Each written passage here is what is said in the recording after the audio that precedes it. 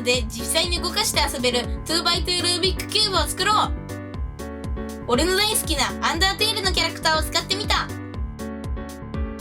中心になる鉄の玉とキューブに仕込んだ磁石が軸になる仕組み。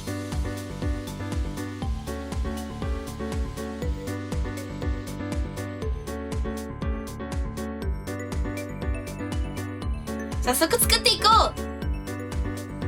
ベースになる黒い立方体を8個作る。展開図をプリントしたものをカットする。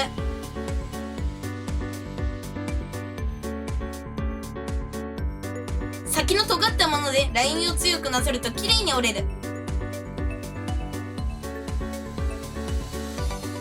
のりしろ部分に接着剤をつけてきれいに接着。一つの角がない立方体になるように組み立てる。ここまで組み立てたら斜めの角の内側に両面テープで磁石を仕込む。この磁石が中央の鉄の玉にくっつく。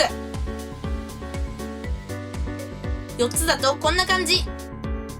残りも接着してキューブが1つ完成。これを8個作る。鉄の玉を中心にして磁石の力で立方体8個を連結する。この紙を切った切断面、紙の色が見えてしまうので黒のマーカーで塗って隠す。